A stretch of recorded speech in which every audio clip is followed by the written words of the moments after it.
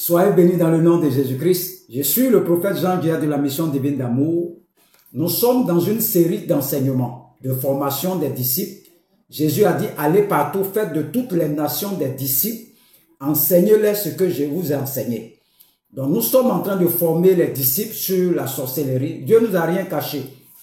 Alléluia. Nous avons dit que la sorcellerie n'est pas un homme, mais la sorcellerie est un système que Satan a mis en place pour empêcher les enfants de Dieu de rentrer dans leur destinée, d'accomplir le plan de Dieu sur la terre. Il a établi différentes catégories d'esprits pour que son plan puisse effectivement marcher. Et Dieu aussi ne nous a pas laissé comme ça. Dieu aussi nous a donné, il nous a donné toutes les stratégies de l'ennemi.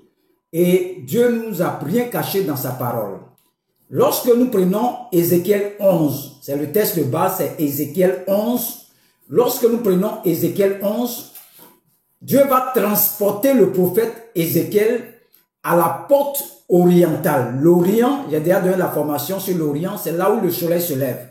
Donc les sorciers sont beaucoup du côté de l'Est pour empêcher le soleil de briller sur tous ceux qui sont à l'intérieur de la marmite.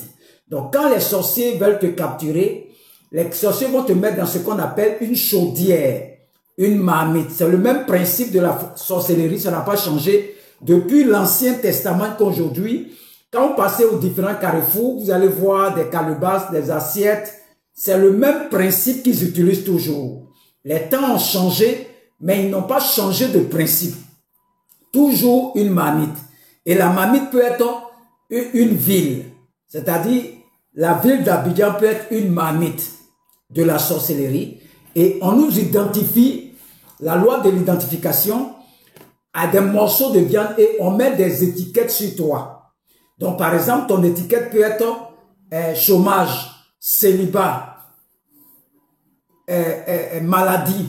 Ce sont des étiquettes. Partout où tu passes dans le quartier, tout le monde sait que tu aimes palabre. Tout le monde sait que tu aimes femme. Ce sont des étiquettes qu'on met sur toi. Il y a des gens, ce sont des PD. Il y a des gens, ils se masturbent. Donc, c'est l'étiquette qu'on met sur toi. C'est cette étiquette qui te permet de t'identifier dans la marmite. Lorsque tu arrives dans un marché, un supermarché, tu vas voir des produits, tu vois des étiquettes sur les produits. Donc, ça te permet de reconnaître les produits.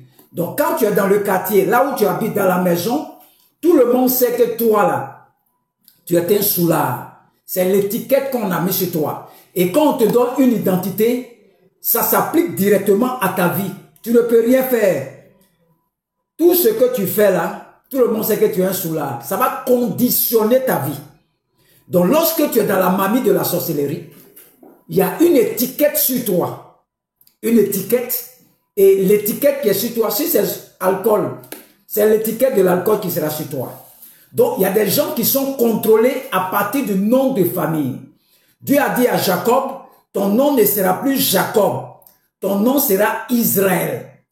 Moi, par exemple, mon nom c'est Géa.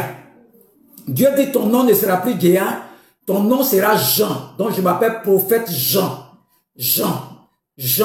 Parce que derrière le nom de famille est comme une étiquette qu'on a mis sur toi et ça conditionne ta vie.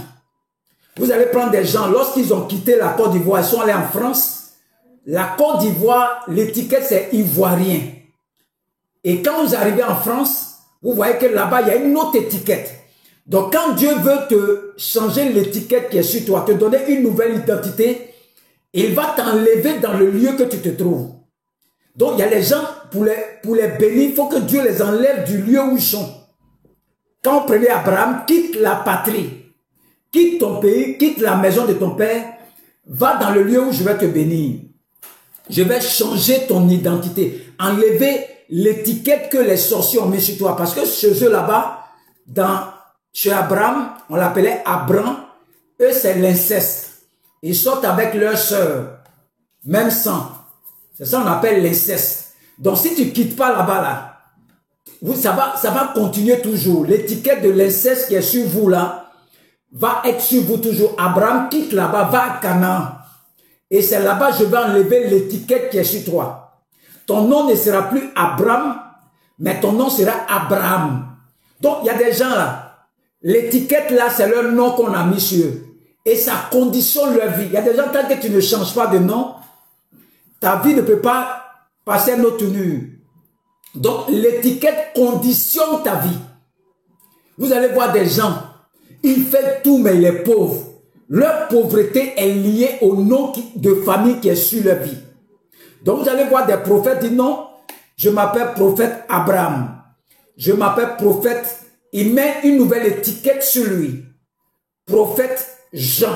Sinon, mon nom de famille, c'est Géa. Donc, vous voyez que mon nom, c'est prophète maintenant Jean. Et je mets Géa. Donc, Jean va conditionner Géa maintenant. C'est Jean maintenant qui va conditionner ma vie. Parce que tous ceux qui prennent Géa, ce sont des alcooliques. La pauvreté, l'échec, c'est notre identité. Donc Dieu maintenant, quand il me prend dans un autre territoire, m'envoie d'un autre territoire, il me donne une nouvelle identité. Donc le nom que tu portes là, c'est le nom que tes parents t'ont donné. Mais il y a ton nom spirituel. Il dit à Gédéon, tu es un vaillant héros. Vaillant héros. C'est-à-dire que le nom de Gédéon dans le ciel, c'est vaillant héros. Ça ne s'appelle pas Gédéon. Tu es un vaillant héros. Il dit à Jacob, ton nom sera plus Jacob, ton nom sera Israël, père d'une multitude de nations. Donc, le nom de famille que tu portes là, souvent la stérilité, le chômage qui est sur toi est lié à l'identité que tes parents t'ont donnée. Et la plupart du temps, le nom de famille est rattaché à l'autel de la maison de tes parents.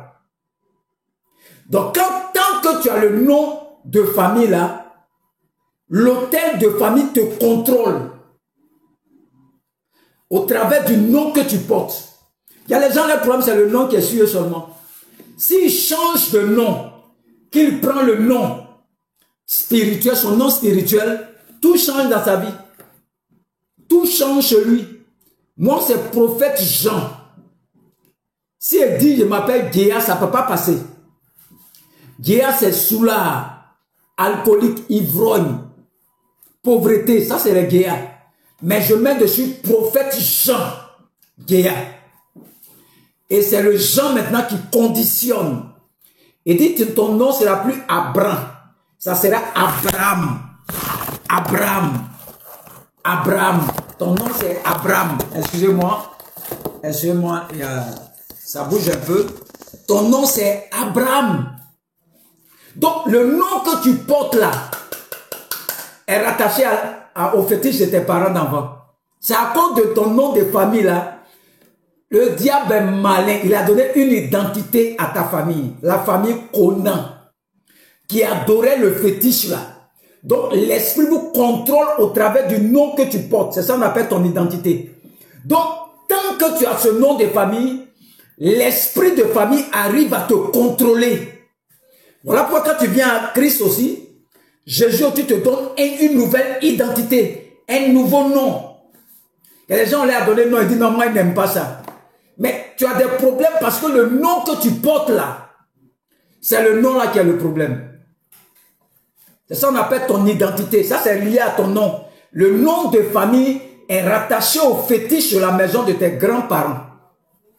On va rentrer dedans un jour. Le nom que tu portes là. Je vais t'enseigner dessus. Mais je vais doucement. Nous sommes sur la sorcellerie qui utilise un principe biblique pour t'avoir. Donc notre texte de base c'est Ézéchiel, toujours Ézéchiel. Ézéchiel 11. On va voir aujourd'hui la loi des échanges. Il dit, le verset 3, ils disent, ce n'est pas le moment, bâtissons des maisons, la ville est la chaudière et nous sommes la viande. Donc, quand tu es dans une maison qu'on appelle la chaudière, vous êtes comme la viande dedans. Et on vous donne une identité. On sait que toi là, c'est la famille Conan. Et dans le nom que tu portes là, il y a toutes vos identités dedans. La famille Conan. Quand tout le monde va dire, oh, c'est la famille Conan, il ressemble à son grand-père. Mais c'est à cause du nom que tu portes. Il y a le nom et il y a le sang. Je ne vais pas traiter le sang, le nom aujourd'hui. Je vais faire un enseignement dessus pour que tu sois équilibré. Donc, il faut partager, il faut t'abonner. Il y a trop de mystères que tu vas entendre. Il faut t'abonner. Il faut enregistrer, télécharger les enseignements pour garder ça sur toi-même ta page. C'est une formation. Tu vas écouter ça chaque fois pour que ça puisse transformer ta vie. Une seule fois, tu vas voir que ça ne va rien faire. Mais quand tu vas écouter 2 fois le même message, ça va rester en toi. Et c'est ça qui transforme ta vie. Donc nous allons voir aujourd'hui la loi des échanges. La loi des échanges. Alléluia. On va rester un peu sur l'identité. Quand on prenons Genèse 49 dit quoi? Jacob était en train de donner, bénir ses enfants. Il dit, Dan sera comme un serpent sur le chemin. Il dit, Judas, tu es un jeune lion. Il n'a pas dit un vieux lion. Les vieux lions sont déchus. Tu es un jeune lion, Judas. C'est son identité, Judas. Dan, tu seras comme un serpent. Donc vous allez voir des gens qui ont des visages dans vos songes. Il a le visage de lion. Il est comme homme, mais son visage c'est lion. C'est son identité spirituelle. C'est un lion spirituellement. Il y a d'autres, c'est des serpents. Toi, tout ce que tu vois, tu dis c'est sorcier. C'est pas sorcier. Il y a des chrétiens là. Leur identité c'est l'aigle. Quand tu le vois spirituellement, son visage c'est comme un aigle. C'est son identité. Il y a d'autres, ils ont le visage de bœuf. C'est pas tout qui est sorcellerie. Tu connais pas ça. Même moi-même, mon visage là. Tu peux voir mon visage comme du feu. C'est mon identité. Donc, si tu as vu mon visage comme serpent là, c'est pas serpent. Regarde ici, on dit Dan. Genèse 49, verset 7, il dit Dan sera comme un serpent sur le chemin, une vipère. Une vipère. Il dit Joseph est le rejeton d'un arbre. Fertile, le rejeton. Vous voyez, Joseph, les branches d'un arbre. Joseph, quand il est allé en Égypte, regarde comment ils sont multipliés en Égypte. C'est leur identité que le papa Jacob lui a donnée. Moi, mon grand-père a dit quoi? Au lieu de dire que nous, on soit riches, il dit non, que mes petits-enfants soient comme les branches d'un arbre. Donc, il a beaucoup de petits-enfants comme ça. C'est l'identité qu'il a mis sur nous. Mais quand je suis venu à Christ, Jésus m'a donné une nouvelle identité qui est prophète Jean Guéa. Ça, c'est ma nouvelle identité. Et c'est ce qui est sur moi là qui va commencer à se manifester. Si toi tu t'appelles Conan, que dans la famille Conan là, on ne fait pas enfant là. Ou bien il y a d'autres, c'est un enfant, après ils ne font plus enfant. C'est le nom que tu portes qui est ton identité. Donc, pour comprendre ces choses, voyez Genèse 49, vous pouvez voir Abraham, Genèse 12, quitte ta patrie, tu t'appelles Abraham, ton nom ne sera plus Abraham, ton nom sera Abraham. Ton nom sera plus Sarai, ton nom sera Sarah. Parce que le nom que tu portes là, l'esprit de famille te contrôle au travers du nom que tu portes. Donc chaque fois quand Jésus vient, ton nom n'est plus Simon, tu t'appelles Pierre. Pierre. Ton nom n'est plus Saul de Tarse, tu t'appelles Paul. Vous voyez, c'est l'identité que Dieu te donne. Le monde t'a donné un nom. Quand tu arrives à l'église, il y a ton nom spirituel que tu dois chercher dans la prière. Et je prie que Dieu ouvre ton esprit pour que tu saches quel nom qu'il t'a donné. Nous allons voir le principe des échanges, la loi des échanges. Comment ça se passe? On va tout expliquer. Quand les sorciers t'ont capturé, Ézéchiel 11, ils vont te mettre dans une marmite, vont empêcher le soleil, l'Orient, le soleil d'éclairer ta vie. Et si ton soleil est empêché, c'est celui qui contrôle la porte de ta vie, c'est celui qui contrôle tout dans ta vie. Donc, le fait d'avoir une voiture, un chrétien, ça peut t'échapper, Satan peut prendre dans tes mains, c'est ce qu'on appelle la loi des échanges. Donc, tu pries la nuit, tu vois beaucoup d'argent comme ça. C'est que demain, j'aurai l'argent. Et demain aussi, tu vois que c'est 5 000 qui est venu dans ta main. C'est ce qu'on appelle la loi des échanges. Comment ça se passe? Lorsque tu dis à Dieu de te bénir, Dieu dépêche son ange. Parce que Dieu est amour. Lui, il va faire quoi tout ça là? C'est pour toi. Dieu envoie un ange de venir te donner ce que tu as demandé. Et quand il arrive, Là où tu te vois beaucoup dans tes songes, c'est ce qu'on appelle la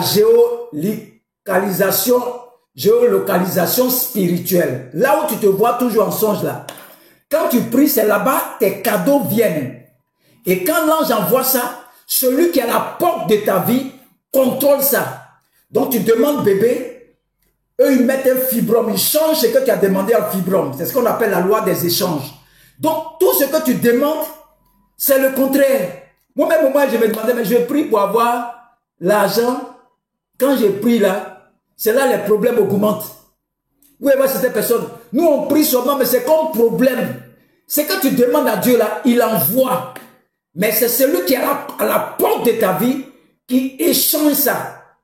Toi-même, tu as bien vu bébé dans ton songe. Mais tu es là, il n'y a pas bébé. Fausse couche. Fausse couche. Mais Dieu t'a donné ce que tu as demandé là.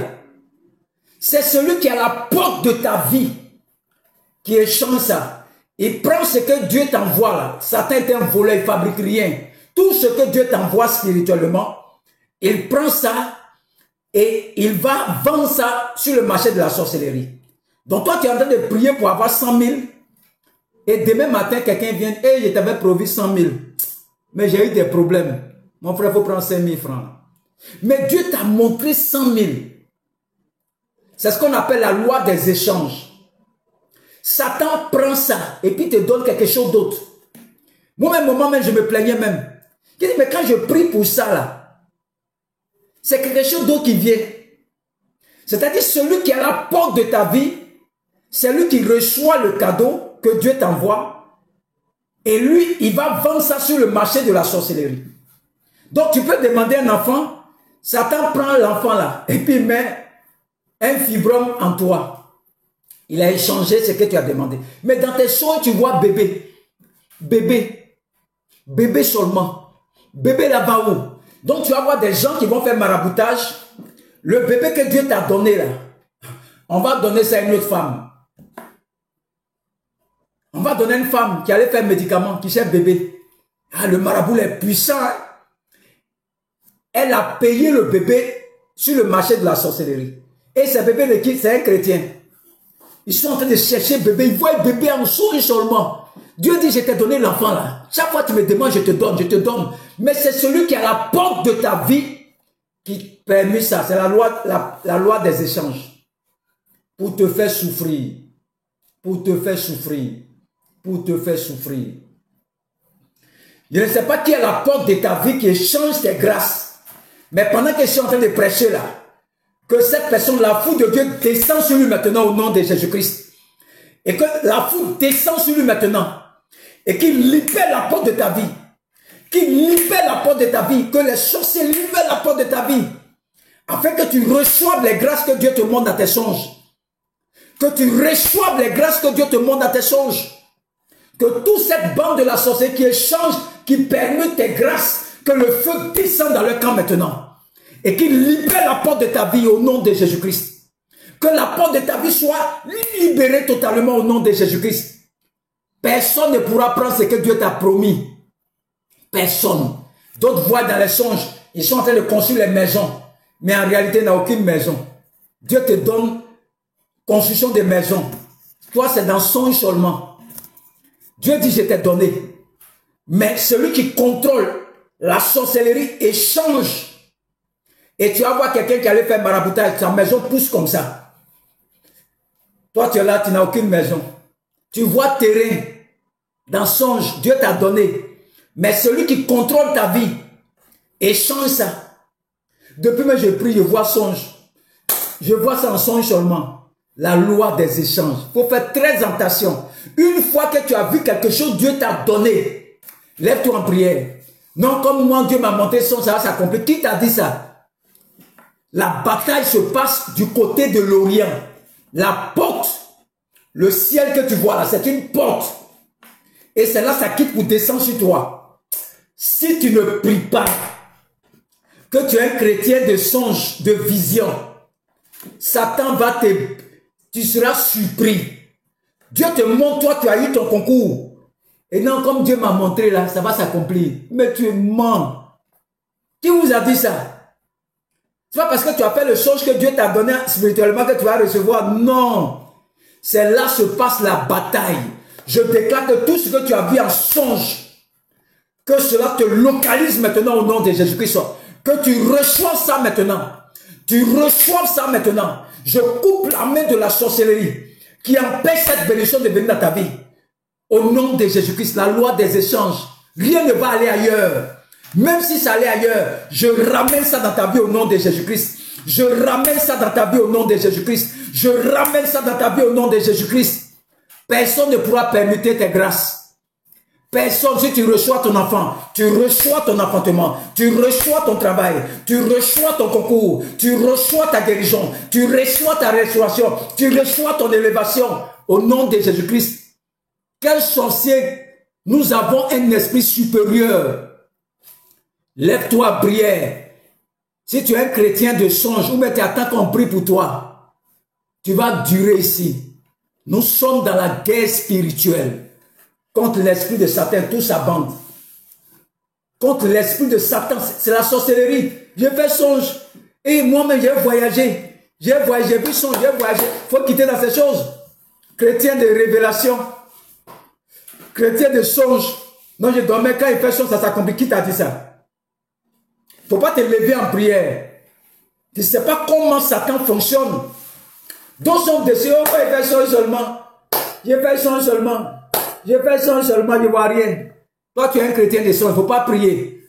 Pour ce que tu as vu dans le songe là, tu dois te lever en prière. Je déclare que le feu te visite maintenant. Qu'il y ait un réveil dans ta vie, au nom de Jésus-Christ. Qu'il y ait un réveil dans ta vie maintenant. Quel sorcier qui va prendre tes grâces? Songe. Quand tu vois ce que Dieu t'a donné, tes prières ont été exaucées. Mais maintenant sur le terrain, les constellations, comment ça va passer pour venir là? C'est ça qu'on appelle la porte de ta vie. Regarde en haut le soleil, regarde la lune, regarde les étoiles. C'est ça qu'on appelle la porte de ta vie. Par où ça va passer pour descendre? Tu dois te lever en prière. En prière, en prière, en prière, en prière, en prière, en prière. Reçois cette révélation maintenant. Là où tu te trouves, tu es malade, que tu es dans une mamie de la sorcellerie. J'enlève l'étiquette de maladie sur toi et je prophétise maintenant ta guérison. Quel que soit le mal que tu as là, tu reçois ta guérison. Tu reçois ta guérison. Tu reçois ta guérison. Tu reçois ta guérison. Au nom de Jésus-Christ. Quel sorcier! Nous avons un esprit supérieur, l'esprit de Jésus-Christ, le Saint-Esprit, le patron de tous les esprits, c'est lui qui habite en toi. Aucun sorcier, aucun démon ne peut te priver de ta gloire. Avant qu'il soit sur les réseaux, il y a fait un songe. Un serpent qui s'est changé en plusieurs personnes. On dit comment il a fait pour savoir, groupe de sorcellerie. Moi ici dans mon coin, moi ceux dans le songe là. Ils se sont dit, comment il a fait pour savoir? Comment il a fait pour savoir? C'est déjà trop tard, je suis déjà passé, je suis déjà sur les réseaux. Il m'empêche d'être sur les réseaux. Mais je déclare que la confusion soit dans le camp. Tous tes ennemis, je sème la confusion dans le camp. Au nom de Jésus-Christ. Qu'ils soient confondus tous ces sorciers. Que la confusion soit dans le camp. Que le serpent qui veille sur cette mamie, ce serpent ta tête soit coupé dans le nom de Jésus-Christ. Personne ne peut arrêter ta bénédiction. Celui que Dieu a choisi, tu peux l'arrêter. L'élu de Dieu, tu ne peux pas l'arrêter. Quelle que soit la force qui va s'élever, elle sera brisée dans le nom de Jésus-Christ. Quels que soient les vents qui vont s'élever contre toi, quelles que soient les tempêtes qui vont s'élever contre toi, quel que soit l'homme fort qui va s'élever contre toi, je le frappe d'aveuglement au nom de Jésus-Christ. C'est fini. Crois seulement.